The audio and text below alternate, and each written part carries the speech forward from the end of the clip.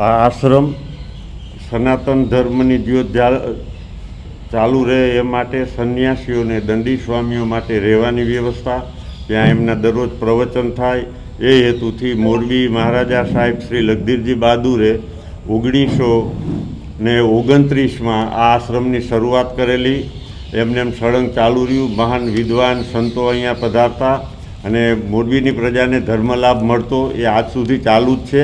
પણ હાલ આશ્રમ જર્જરિત થઈ ગયો હોવાથી એને પાડીને નવો એક હોલ, યોગનું કેન્દ્ર અને સમાજો ઉપયોગી સેવા થાય એ આશયથી એમાં નવું રિનોવેશન કરવાનું હોય એ માટે અમે કથાનું આયોજન કર્યું છે. માનનીય શ્રી શાસ્ત્રી શ્રી નિખિલભાઈ શાસ્ત્રીજી કથા કરી આપવાના છે અને એ માટેની પોથી 108 પોથીનું અમે કર્યું છે પ્રયાણ. એમાંથી 50% પોથી બુક થઈ ગઈ છે અને સંસ્થા ઉપર સંસ્થા આગળ એવું સારું ફંડ નથી એટલે એના માટે અમે 11,000 રૂપિયાના દાતાઓ ગોતા છે.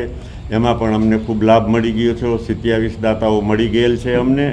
અને કથા માટેના ફંડનું આપ આનો પ્રચાર પ્રસાર કરો અને કથા માટે અને હોલ બનાવવા માટેનું અમને સારું એવું ફંડ મળી જાય.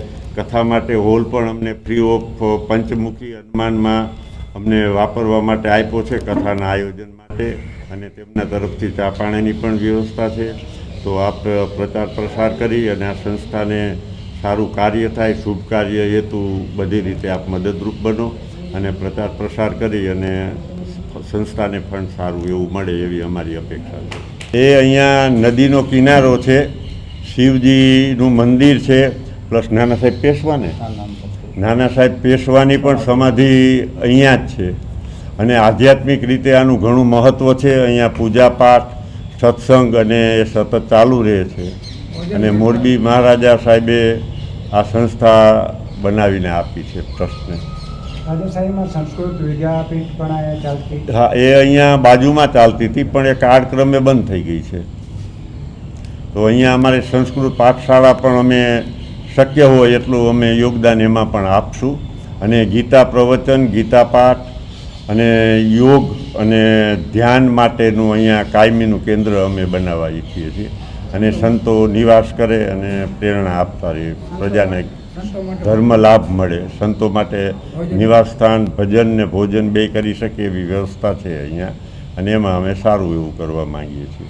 અને રાજવી પરિવારનું ખૂબ મોટું યોગદાન છે. પહેલાં પણ મહારાણી સાહેબે સારું એવું રાજમાતા સાહેબે ડોનેશન આપ્યું છે અને હજી પણ એમના તરફથી ખુલ્લી ઓફર છે કે અમે આમાંથી સંપૂર્ણ આપને સાથ સહકાર આપશું અને આ સંસ્થાથી મોરબીની પ્રજાને લાભ મળે એવું આયોજન કરો. બધાને જય શ્રી કૃષ્ણ. અમારું દિવાળી પછી ભાઈબીજથી તારીખ 3/11/2024થી 9/11/2024 સુધી ભાઈબીજથી કથાનું સામાકાંઠે પંચમુખી હનુમાન ખાતે 108 પોથી ભવ્યાતિ ભવ્ય શ્રીમદ ભાગવત સપ્તાહનું આયોજન છે. આનું મૂળ પ્રયોજન જે વર્ષો જૂની 100 વર્ષની આસપાસની જે સંસ્થા છે શંકર આશ્રમ, એના જીર્ણોદ્ધાર અર્થે અમે આ શ્રીમદ ભાગવત સપ્તાહનું જ્ઞાન યજ્ઞનું આયોજન કર્યું છે, જેમનો અમને ભવ્ય પ્રતિસાદ મળ્યો છે. ખાલી થોડાક સમયની અંદર 51 પોથી તો નોંધાઈ ગઈ છે. એ સિવાય હજી પણ બધાની વધુને વધુ પોથી થાય ને વધુને વધુ લાભ મળે એ માટે કથાનો સમય બપોરે 3 થી 7 છે અને છેલ્લે દિવસે અમને હરિહર અન્નક્ષેત્ર તરફથી છેલ્લે દિવસે મહાપ્રસાદના અમને લાભ મળ્યો છે. તો આ કથાના આયોજનમાં વધુને વધુ આપ સર્વે બધા જોડાવ અને આપ સર્વેનો અમને માર્ગદર્શન અને આપ સર્વે પધારો એવી અમારી અભ્યર્થના. જય શ્રી કૃષ્ણ.